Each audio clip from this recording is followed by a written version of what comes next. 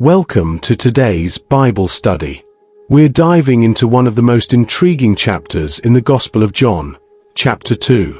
This chapter holds two incredibly powerful events: Jesus' first miracle at a wedding in Cana, and his act of cleansing the temple in Jerusalem.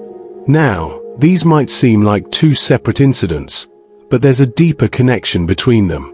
Today, we're going to explore not just what happened, but why Jesus did this and how it speaks directly to our lives today. Why do these events matter so much? Well, everything Jesus did was purposeful, and each act carried a message that transcends time. His miracles weren't just to impress or entertain, they were meant to reveal who he was, God in the flesh, and point us toward the kind of relationship he desires with us. Whether you're a believer or just curious about Jesus, this chapter has something to say to you. So, let's dive in and see what Jesus is trying to tell us through these powerful moments. The story begins with Jesus, his mother, and his disciples being invited to a wedding in Cana of Galilee. Now, this may sound like a simple setting, but in the culture of Jesus' day, weddings were massive celebrations that could last for several days. Running out of wine during a wedding would have been a huge embarrassment to the host family. It was a problem that carried real social consequences. Here's where it gets interesting.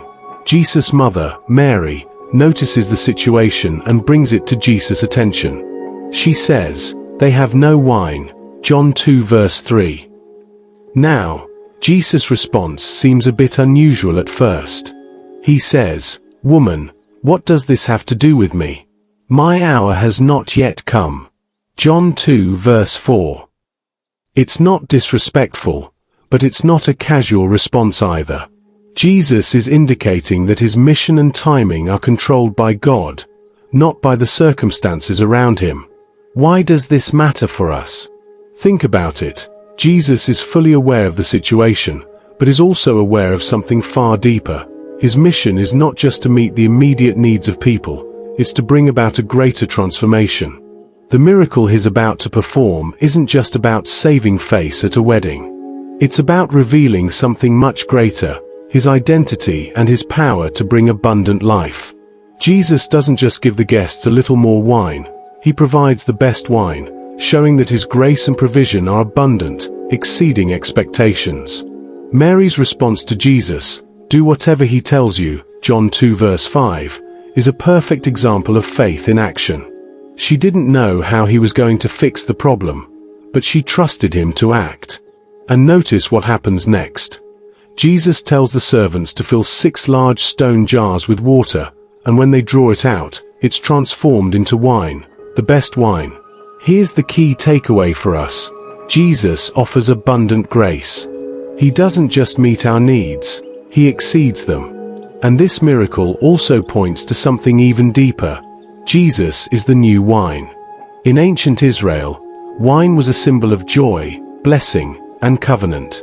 In turning the water into wine, Jesus is pointing to the new covenant he would establish through his death and resurrection. The old religious system was about rituals and laws, but Jesus came to bring something better, a new relationship with God, full of grace and joy.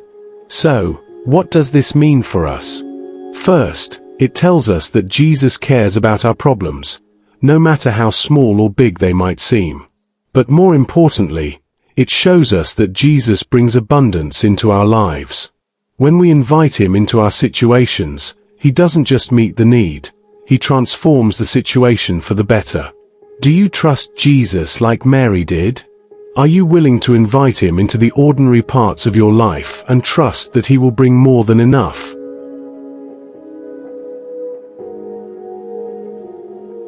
Now, after the wedding in Cana, Jesus goes to Jerusalem for the Passover festival, a time when Jews from all over gathered to worship at the temple. And it's here that we see a very different side of Jesus. The temple was supposed to be a place of prayer and worship. But what does Jesus find? People selling animals for sacrifice and money changers setting up booths to exchange currency.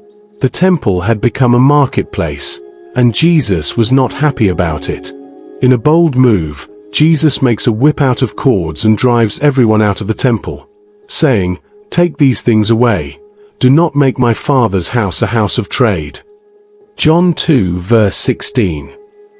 This is a powerful moment because it reveals a few key truths about Jesus. Jesus is zealous for the purity of worship. The temple was meant to be a place where people could encounter God, but it had become a place of commerce and exploitation. Jesus won't stand for anything that distracts people from worshiping God in spirit and truth.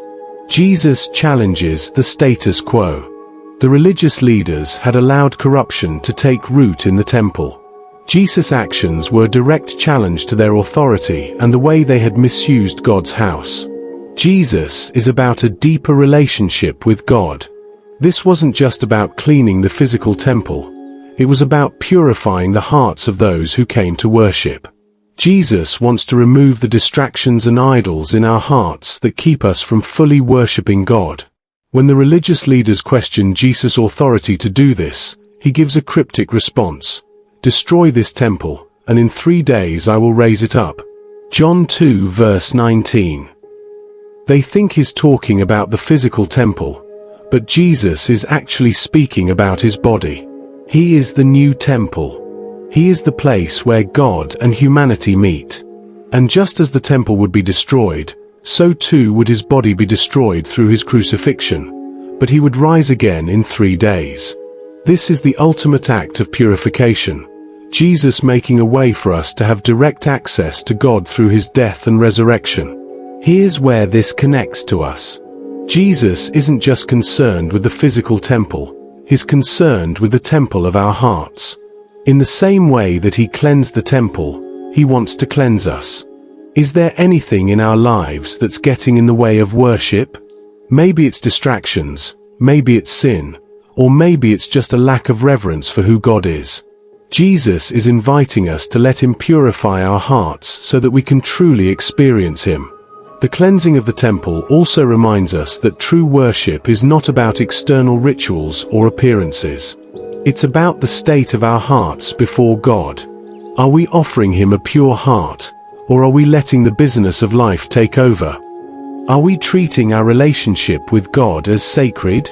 Jesus cleared out the temple because it wasn't serving its true purpose. In the same way, we have to ask ourselves, are we allowing our lives to be places where God can truly dwell, or have we let distractions take over? Jesus wants to enter your heart and cleanse it, so that you can worship him fully. In John 2, we see two powerful pictures of Jesus, the provider of abundant grace at the wedding and the purifier of hearts in the temple. Both actions reveal his mission, to bring us into a deeper, more intimate relationship with God. Jesus came not just to meet our surface-level needs, but to transform us from the inside out. He's offering us abundant life, and is calling us to surrender our hearts to him, letting him cleanse us from the distractions that keep us from true worship. So, I want to leave you with this. Jesus wants to meet you where you are, whether in the celebrations or the struggles, and he wants to transform your life. If you found this study encouraging and want more inspiration from the Bible that speaks to your everyday life, be sure to hit that subscribe button and turn on the notifications so you never miss out.